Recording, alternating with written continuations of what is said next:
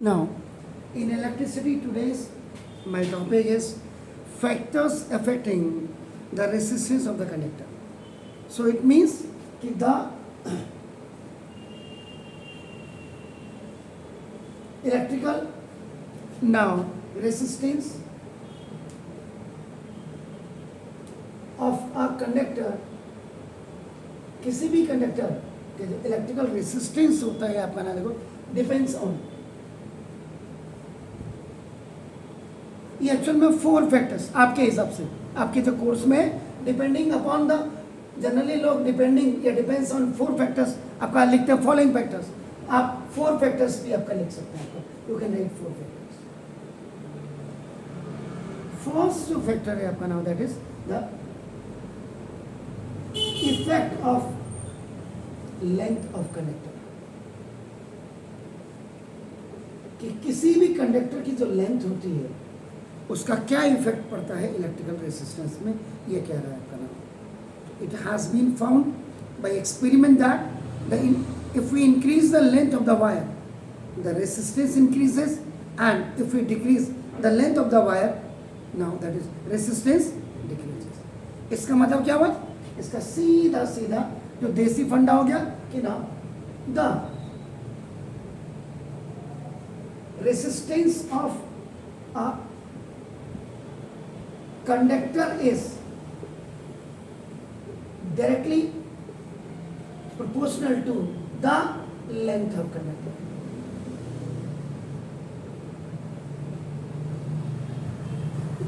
इसका मतलब resistance is directly proportional to length of conductor हो गया आपका नाम। इसका मतलब डायरेक्टली प्रोपोर्शनल क्या क्या हो गया कि नाम सिंपल सी बात है, if length is double okay resistance is double directly, और दूसरा का if length is half resistance is half, तो डायरेक्टली प्रोपोर्शनल में ये हो गया आपका नाम। तो when we double the length of the wire, so this means कि two equivalent to resistance joints in series आपका हो जाएगा एंड देयर रिजल्टेंट रेसिस्टेंस आपका is the sum of the two resistances हो जाएगा। तो इसका मतलब क्या हो गया, सिंपल सी बात। इसका जो मैंने आपको बोला तो कंक्लूजन अगर आप देखेंगे तो दिस कंक्लूजन का मतलब लॉन्ग वायर, जो लंबी तार होगी आपका नाम देखो जैसे या लॉन्ग कंडक्टर आपकी होगी has more resistance and a short wire has less resistance.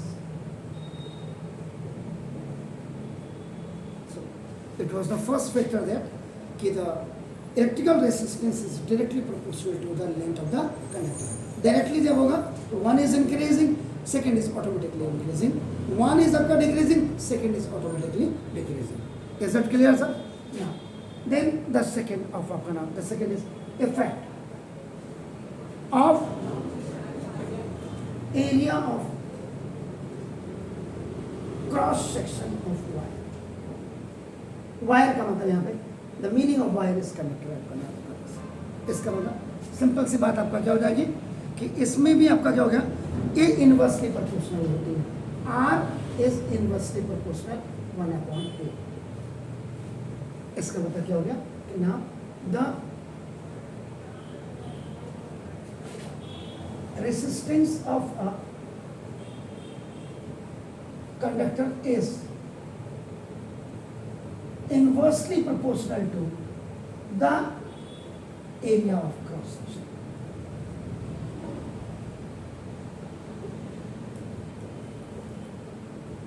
आप इसके बाद इसको लिखना और फिर आप इसको लिखना, ठीक है, इसको लिख देना और तब इसको आप लिखना, ऐसे लिखना।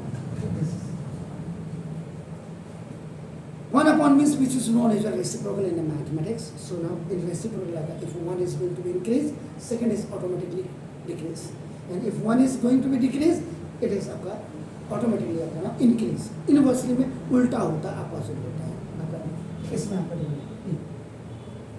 if A is double, then R is half and आपका F A is half, then R is अपना डबल ट्वाइस होगा।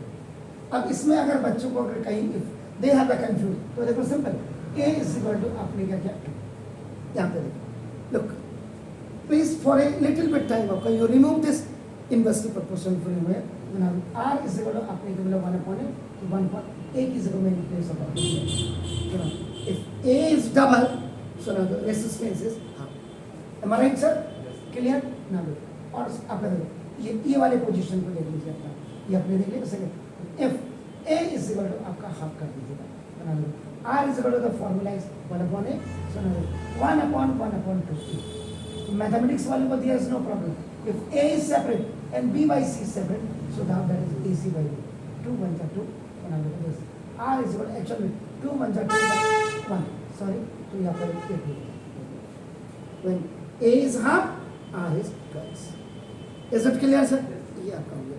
अब इसमें भी समझने वाली बात ये है कि इसका मतलब क्या हो गया कि थिक वायर हैज इसका मतलब स्पेशल नोट जरूर लिख दीजिएगा जो मोटी वायर होती है थिक वायर आपका नाम तो thick wire has a greater area ये ग्रेटर लेस देन का ऐसे होगा आपका नाम ठीक है ना ग्रेटर एरिया आपका नाम होगा ठीक है and thin wire has a smaller area right hand से करोगे तो ग्रेटर हो गया और लेफ्ट हैंड से करोगे तो आपका नाम दिस इज अ स्मॉलर आपका हो गया इज इट क्लियर इसका मतलब सिंपल क्या हो गया थिक वायर का आपका क्या होता है ग्रेटर एरिया इसका मतलब ग्रेटर एरिया का मतलब क्या हो गया इसका मतलब ये जो मोटी वायर होती है तो ना thick wire has less resistance ये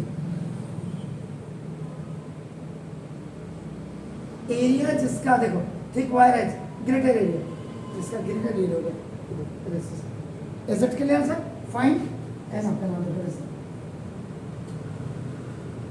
thick wire has more the first factor R is directly proportional to L and the second factor is R is inversely proportional to ऐसा क्या तो अब इसमें भी आपका नाम इसका मतलब doubling the area of cross section of a wire will half the resistance आपका हो गया तो अब इसमें भी एक और स्पेशल नोट आपका नाम फिर लिख दीजिएगा ना इसका मतलब शॉर्ट लेंथ ऑफ देखो fast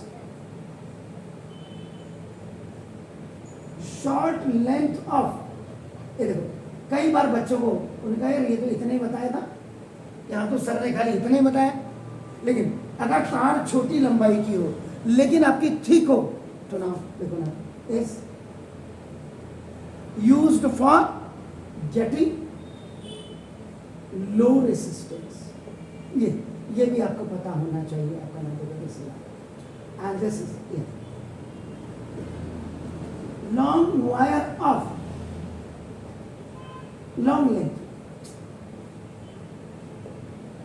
length of thin wire अगर लंबी हो और पतली हो आपका नाम हो is use for getting high resistance तो जो एमसीक्यू या 1 मार्क्स के जो क्वेश्चन आपके बनते हैं उसमें आपका ये भी आपका हो गया आपका इज इट क्लियर तो resistance of the wire is inversely proportional to इसमें और जब आपने बोल दिया एरिया की बात आपने की आपका ना देखो तो हमेशा थिकनेस ऑफ द वायर आपकी usually represented by its diameter कितनी पतली तार क्यों होती जैसे ये तार है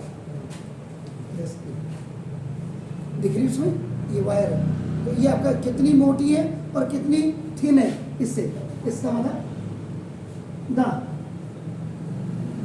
जो थिकनेस होती है मोटी हो या पतली हो आपके ना देखो दिस ना thickness of a wire is usually represented by its diameter suppose ये तार है आपका देखो ये तो आपकी दिस इज द ये लेंथ ऑफ वायर हो गई। यहाँ आपका जो होगा पतला एक पॉइंट होगा, पॉइंट जैसा, तो वो भी आपका जो होगा उसको वर्नियर कैलिपर्स या स्क्रू गेज से उनका रेडियस और डायमीटर नापा जाता है तार का, गेज उससे, इसीलिए तो वर्नियर कैलिपर्स हो गया। और स्क्रू गेज, गेज वाले थिकनेस, मोटाई, वो आपका ना उससे उसकी मेजर की जाती है, हमेशा याद रखिएगा। तो इसका मतलब द जो रेसिस्टेंस है आपका ना of wire is inversely proportional to the square of its diameter. R is inversely proportional to diameter का square। तो क्या होगा, अब यहां से भी डायमीटर से देखो, if diameter is double, अगर इसको D is equal to 2 करते हैं तो 2 का स्क्वायर कितना हो गया 4, तो therefore देखो R is equal to 1/4 हो जाएगा। Am I right sir? और दूसरा if आपका ना देखो if diameter is half, अगर हाफ कर देते तो 1 का 1/4 ये इस फॉर्मूले से आपका फिर A सेपरेट 1 और B/C तो 4 बना दो, उस समय आपका क्या हो जाएगा, रेसिस्टेंस इज 4 टाइम्स ऐसे। अगर ये आपका 3 होगा तो रेसिस्टेंस में 1/9 हो जाएगा, और अगर ये 1/3 होगा तो रेसिस्टेंस आपका क्या हो जाएगा 1/9 ऑफ इट्स ओरिजिनल वैल्यू या 9 times of its original value आपका ये होगा। ऐसा के लिए तो ये अब आपका देखो ना थर्ड जो चीज आती है, फर्स्ट फैक्टर ये हो गया, सेकंड फैक्टर ये हो गया, अब जो थर्ड फैक्टर आएगा वो आपका ना effect of nature of material.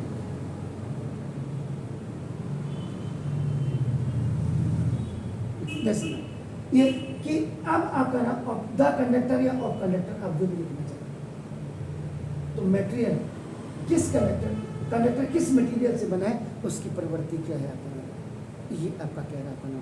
तो इसका मतलब सिंपल सी बात है, आपने ऊपर भी लिखा आपका ना देखो लो रेसिस्टेंस होता है, किसी का आपका क्या होता है हाई रेसिस्टेंस होता है, तो इसका मतलब आपका क्या होगा कि ना सम मटेरियल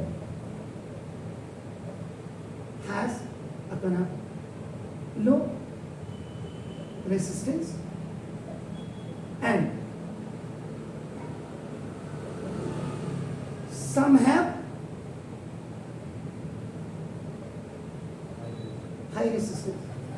तो कुछ का इसका मतलब है electrical resistance of the conductor या wire depends of the nature of material आपका हो गया, of which it is made, किस चीज से बना है, एल्यूमिनियम का बना है या टंगस्टन का बना है आपका नाम, या लेड का बना है या एसन का बना है या कॉपर का बना है या एल्यूमिनियम का बना है आपका नाम हो गया। तो इसका नाम अब आप if we take two similar wire आपने लिया आपका ना देखो, जिनकी having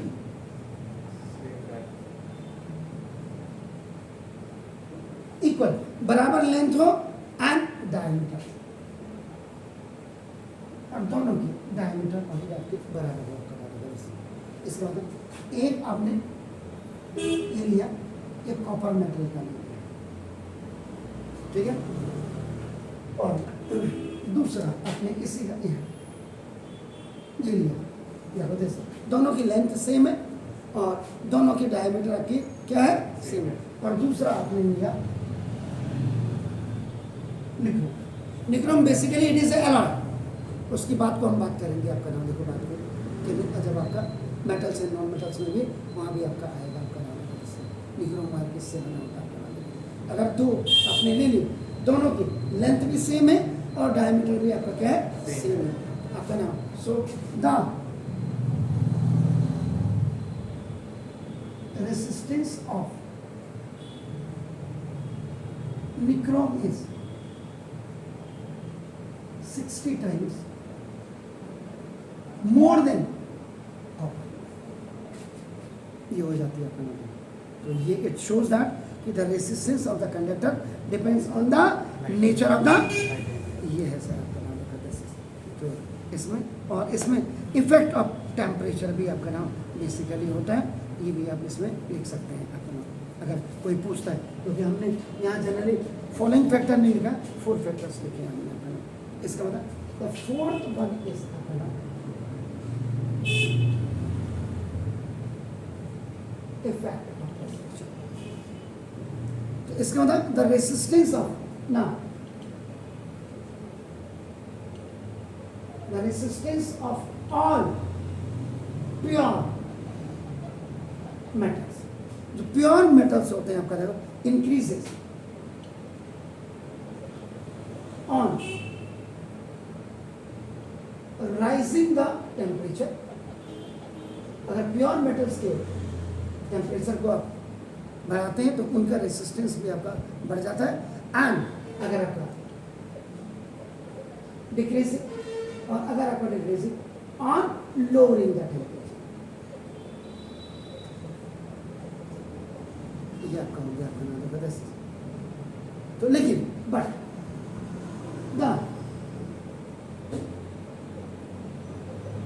रेसिस्टेंस ऑफ एलॉयज, जो एलॉयज की रेसिस्टेंस होती है, जैसे निक्रोम है, कॉन्स्टेंट आपका होता है आपका नाम देखो, मैग्नेनियन आपके होते हैं, तो ये आपको पता होना चाहिए। जैसे आपका ना मैग्नेनियन क्या मैग्नेनियन, ये हो गया ये आपका देश था निक्रोम, NiCHRON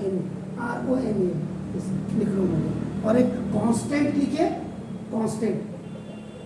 एक कांस्टेंट लिखा और उसके पीछे से आपका TAN ये आपने लिखा और आपका TAN और कांस्टेंट आपका नाम। तो ये is almost unaffected by the temperature. Yes.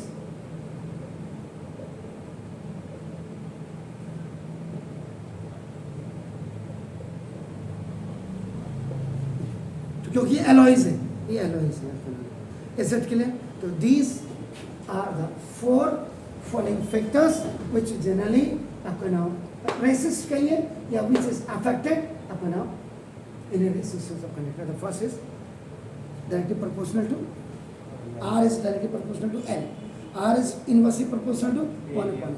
Third आपका क्या हो गया आपका नाम? The third one is effect of nature of material of the conductor, कि आपका नाम ये इसमें आपका जिनका लो, कई मटेरियल्स ऐसे, कई मेटल्स ऐसे जिनकी लो रेसिस्टेंस होती है and some metals have the high resistance. तो यहाँ पे एग्जांपल्स है कि if you have taken the same length of copper wire and same length of nichrome wire and their diameters are also same, means area of cross section same हो गया, radius same हो गया आपका ना, उस comparison में कि the resistance of the nichrome wire will be 60 times more than the resistance of the copper. In the last one is आपका क्या है? इफेक्ट ऑफ द टेम्परेचर, कि on rising the temperature resistance is also increasing and in decreasing the temperature when we are decreasing the so lowering the resistance. Is it clear? And the alloys are not affected आपका ना। So pure metals में क्या होता है? All the pure metals when we give the temperature, more temperature, more resistance, less temperature, less resistance. Is it clear? So please write down this one.